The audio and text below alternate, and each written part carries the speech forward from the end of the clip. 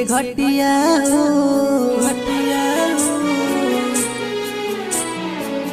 स्वर्ग से सुंदर लागे छठी माई के घटिया हो। अवतारी छठी मैया आजू के रतिया हो। अवतारी छठी मैया आजू के रतिया हो। अवतारी छठी मैया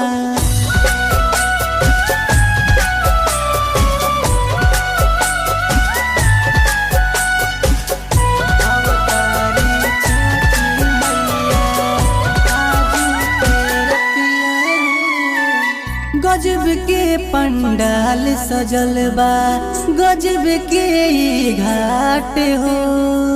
तिवाइन के बड़ा भीड़ भइल बा आजुए के रात हो।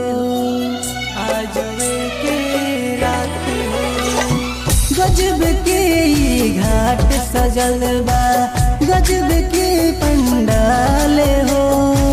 तिवाइन के बड़ा भीड़ भइल बा आजुए के रात हो।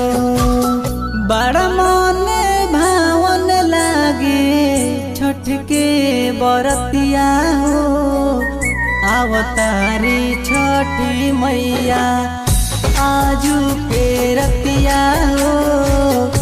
अवतारी छठी मैया आजू के रतिया हो।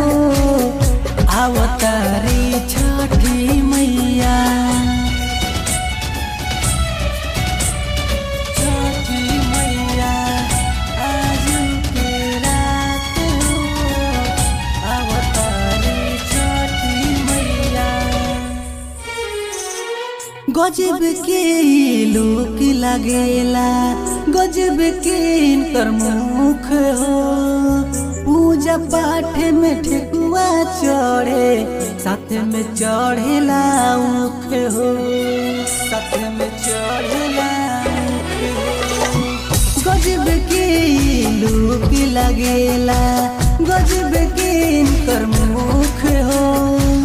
पूजा पाठ में ठेकुआ चढ़े साथ में चढ़ेला ऊख हो। ऋषुरी सब छठ के बरतिया हो।